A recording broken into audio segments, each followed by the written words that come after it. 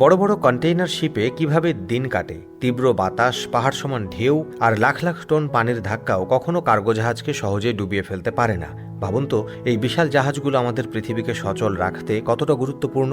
যদি কার্গো জাহাজ একদিনের জন্য বন্ধ থাকে, পুরো বিশ্বের পণ্যের সরবরাহ থমকে যাবে আর সবকিছুর দাম নাগালের বাইরে চলে যাবে।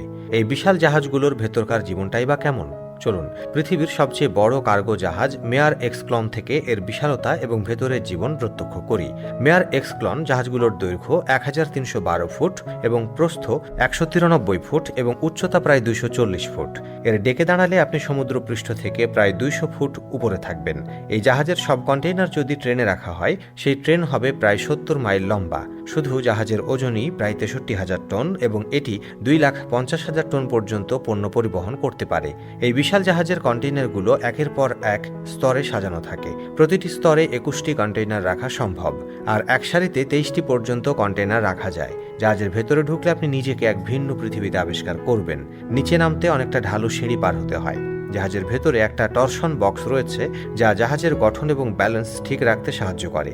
এটি এমনভাবে ডিজাইন করা হয় যে এর ভেতর দিয়ে একটি করিডর তৈরি করা হয়েছে, যেখানে কর্মীরা চলাচল করতে পারে। কার্গো জাহাজ পরিচালনা করতে খুব বেশি ক্রু কিংবা সদস্যের প্রয়োজন হয় না। সাধারণত প্রতিজন ক্রু সদস্যই এটি পরিচালনা করতে পারেন। তারা 4 ঘন্টা শিফটে কাজ করেন এবং সারাক্ষণ জাহাজের ব্রিজের উপর নজরদারি করতে থাকেন। বন্দরে থামার সময়ও কন্টেইনার লোড আনলোড করতে 24 থেকে 48 ঘন্টার বেশি সময় পাওয়া যায় না।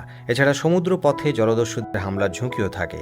এজন্য বেশিরভাগ জাহাজের নিরাপত্তা ব্যবস্থার অংশ হিসেবে উচ্চ গতির পানি ছোঁড়ার হোস পাইপ ব্যবহার করা হয়। তবে বড় আক্রমণের ক্ষেত্রে নিরাপত্তা ব্যবস্থা পর্যাপ্ত নাও হতে পারে। কার্গো জাহাজের প্রতিটি কন্টেইনার বিশেষ লকিং সিস্টেম দিয়ে আটকে রাখা হয়, যাতে ঝড় তুফানের সময় সেগুলো সমুদ্রে না পড়ে। এত ঝুঁকির মধ্যেও জাহাজগুলো অবিচল থেকে তাদের কাজ চালিয়ে যায়, আমাদের জীবনকে সহজ এবং পৃথিবীকে সচল রাখে। আপনি বাংলাদেশের কোন জেলা থেকে এই ভিডিওটি দেখছেন আমাদের কমেন্ট করে জানান। আমরা পরবর্তী ভিডিওতে আপনাকে ধন্যবাদ জানাতে ভুলব না।